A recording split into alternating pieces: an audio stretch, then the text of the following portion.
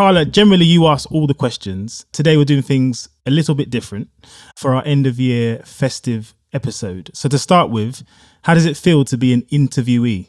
Well, I like the fact I've had to do absolutely zero prep for this, which is, that makes a little bit of a change.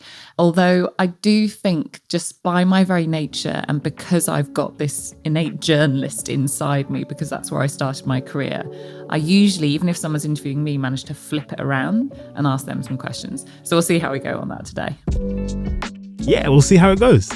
I'm Akeem Nicol, and I'm usually the producer of this podcast for Carla. But today we're turning things a bit around in this end of year special. Today, Carla Buzasi, the CEO of WGSN, will enter the hot seat, and I will ask her some of the questions that she has asked all her guests in the past year. So listen in and find out what makes her tick, drives her in her role as CEO of WGSN, and what she thinks the future of trend forecasting looks like. Carla, you ready? I'm all ready. Here's one of your classics to begin with. Please tell me what was the pivotal moment or person in your career that's had the most impact on getting you to where you are now?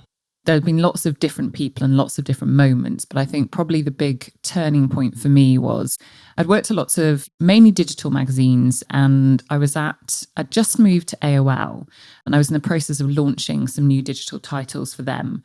And I was standing on the train platform, Barnesbridge Station, where I lived at the time. And an email came through from the guy who was the chief exec of AOL at the time, Tim Armstrong, saying that AOL were buying the Huffington Post. And I was a huge fan of the Huffington Post. I used to read it sort of religiously.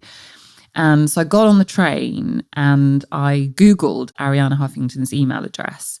And I sent her an email on the train saying, I'm a huge fan. I understand Huffington Post is being bought by AOL. I'm the editor-in-chief in the UK, and I'd love the chance to launch HuffPost for you in the UK.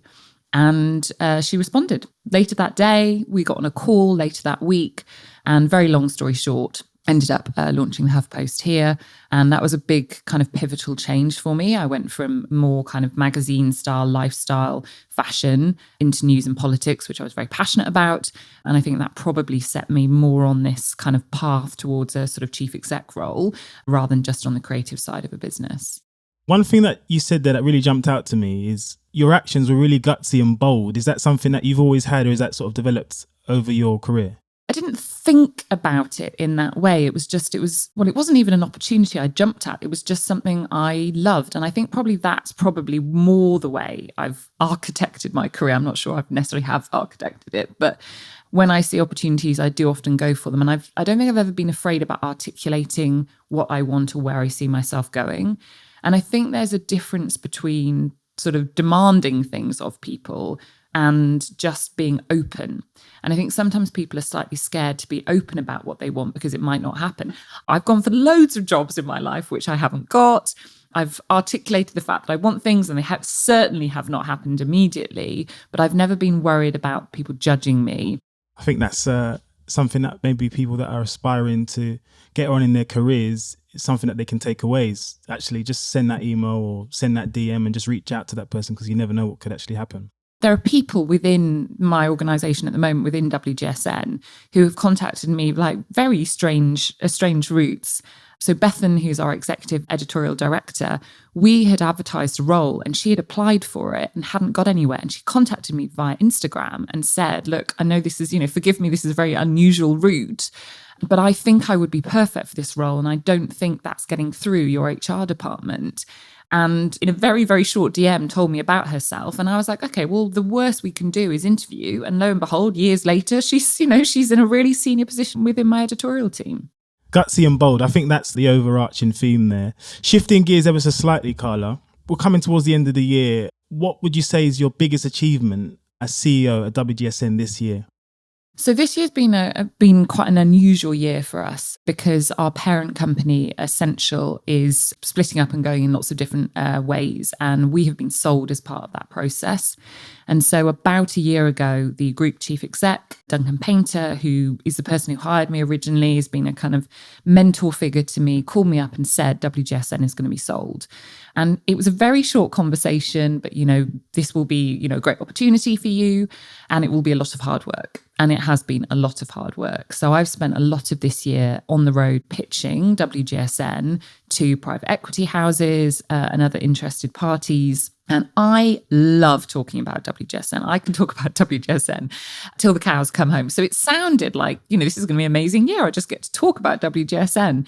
But it's been hard work. But we are in the process of being sold. We will have new owners come 2024, a private equity house called Apex Partners.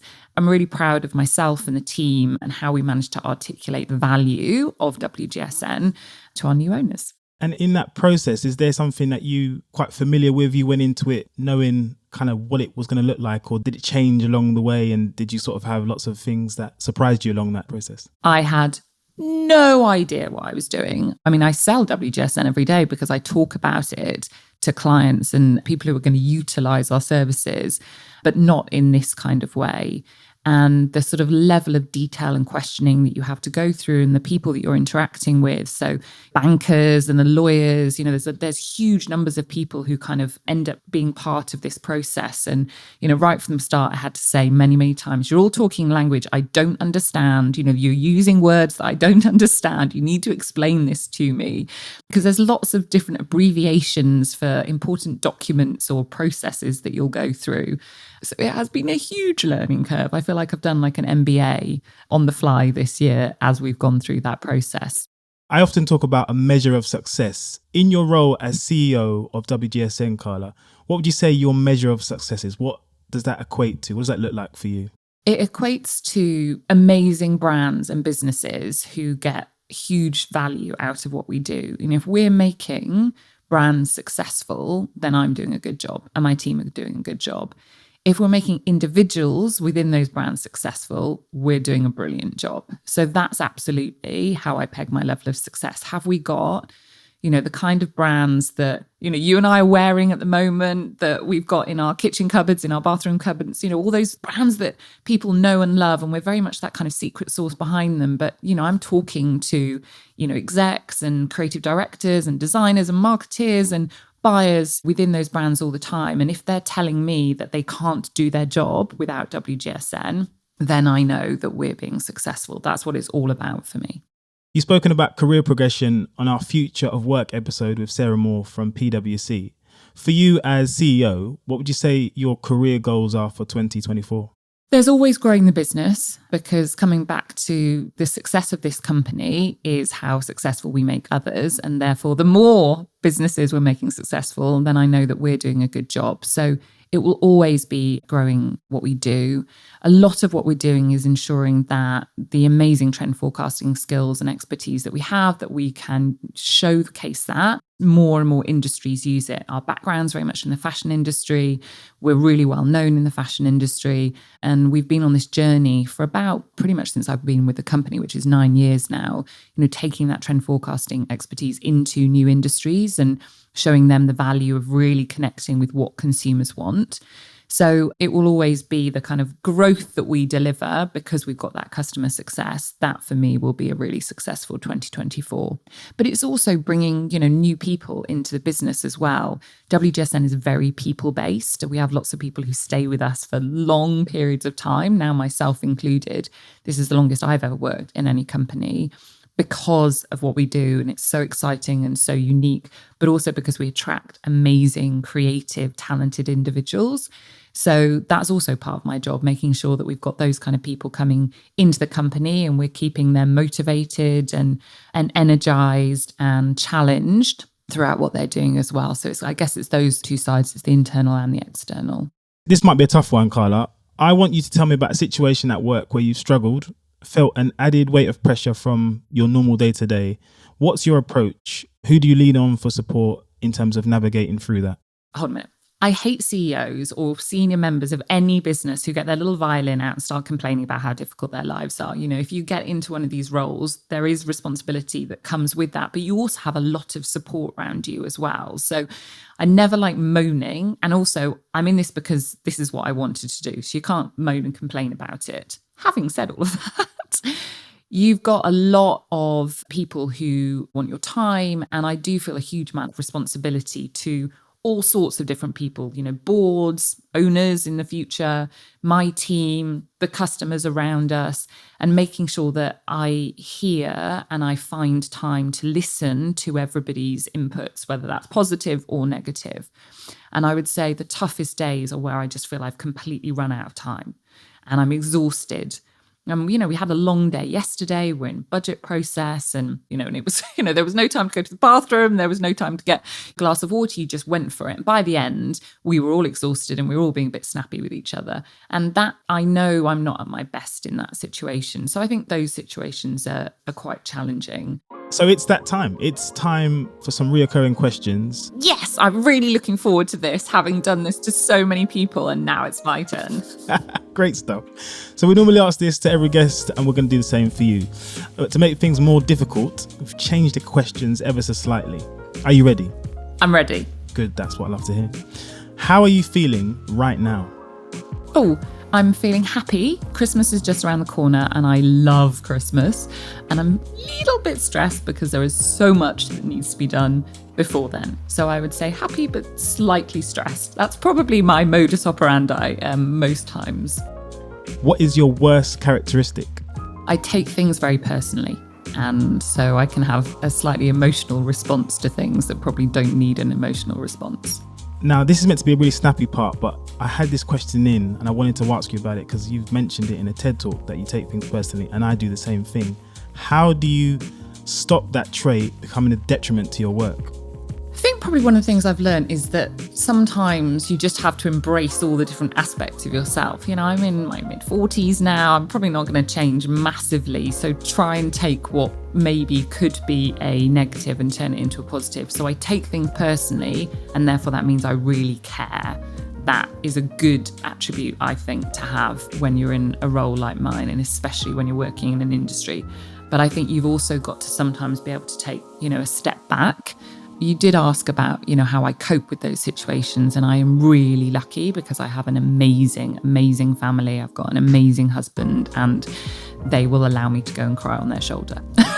And I will do that. If I've had a really tough day, sometimes a little sob at the end of it is quite a good medicine. And my husband is very patient with that. And he kind of knows that I will need to go through that. But I'm also able to kind of bounce back up very, very quickly. I love that answer. And I'm going to take that advice on board. What's your favourite saying? I love that. I do say the word perfect quite a lot, I've realised. And again, I think that's because I'm just a naturally positive person. So it's not really a saying, but if it was a word, I think I'd probably say the word perfect. Probably more times than is appropriate, because let's face it, very, very few things in life are perfect. What is the last song you listened to on Spotify? Well, I know it was Taylor Swift. I was coming back. I was in the office in London yesterday, and then I had a work dinner, and I was coming back quite late, and I had Taylor Swift pumping through my ears, and it was Trouble. That was the last song I was listening to. Amazing. Right, so let's get back to the subject of today. It's our end of year special, and we're getting to know you. WGSN turned 25 this year. If I asked you to tell me about the future of trend forecasting, sort of 5 to 10 years from now, what would you say that space looks like? So trend forecasting is all about basically connecting consumer behavior to the products and experiences that they're going to need and want and buy as part of their lifestyles. And consumers are only getting more demanding, and I would argue sort of more complicated, not because humans are more complicated, but we're so connected, and we are only going to be more connected in the future. And so if you are a brand and you want to be able to create things that's going to resonate with consumers, you've really got to get inside their heads. And so I think what we do will only grow in importance.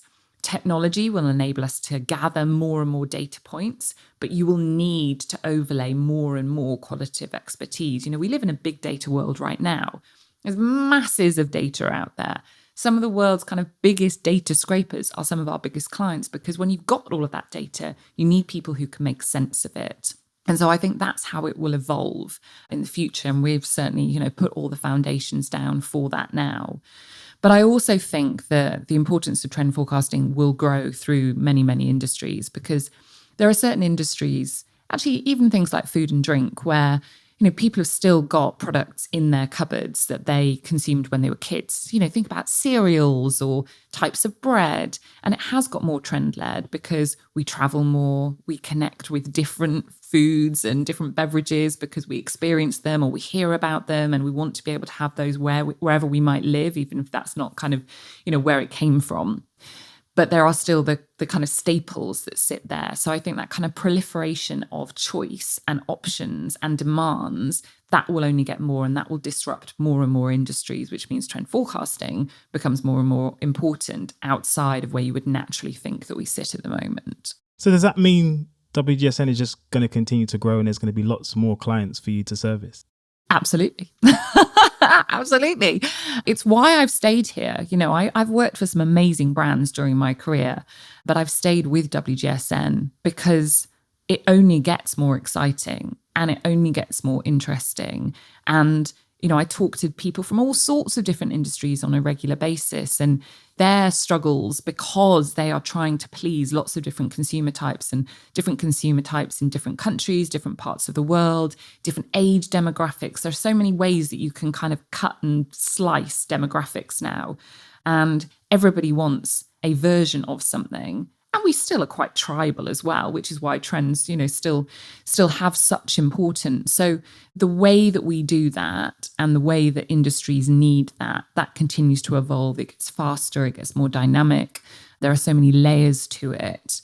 And I think that's why WGSN, continues to resonate, why it grows. And it's certainly why I'm still here and why I'm so excited by it. I love that answer, Carla. And it sort of bleeds into my next one, really. Maintaining excellence, being able to maintain excellence. Whenever I Google WGSN, it says global lead in trend forecasting. So what's the secret ingredient? How do you maintain that title and that mantra of being global leaders in trend forecasting? You can never just sit on your laurels, to use a bit of a cliche there, but just presume that because you're number one in your market, that you're going to stay there. So I'm always asking our clients, what could we do better? I'm always asking our team, what do you think we should be doing that's new, that's different? And sometimes you kind of have to, and this is a bit of a cliche, but you kind of have to disrupt yourself before someone else comes along and disrupts you. And so you test things. We've tested loads of things which haven't worked, but that's fine because you continue to test them. And sometimes you do things too early, and therefore you need to kind of slow down to wait for an industry to catch up with you, or wait for your clients to catch up with you, or you push them as well. And, again, we're always looking to the future. So we have to be doing that for our client base, and we have to be doing that for ourselves. I think a lot of it comes down to being really curious as well. Like, I read a lot, and I'm always fascinated by what's going on in other places and what other people are doing. And people will offer to introduce me to other people in similar roles or similar industries, or actually totally different industries and totally different roles. And I will usually definitely try and make time to do that, because I think you learn something even from what might at surface not be the most exciting conversation, but you'll definitely learn something. And so I am innately curious with everybody, with everything. And I think that also really keeps you on your toes, because there's always other ideas out there. Curiosity drives us both. And my last question, are you more anxious or hopeful about the future of WGSN? Always hopeful, always. I am a glass half full kind of person. I'm an optimist by nature. Well, thank you so much for your time today, Carla. I've learned loads about you that I didn't know before. Feeling enriched by this conversation, and I can take loads of advice from this discussion today. So thank you for your time. No, thank you. And that's it for this special episode where we turned things around and made Carla Buzasi our guest. Fear not, normal business will be restored. Carla will swap back into her host role again for all of our future episodes of Lives of Tomorrow. But thank you for letting me be your host for this episode. I am Akeem Nicol, producer of Lives of Tomorrow, and we'll see you again next time.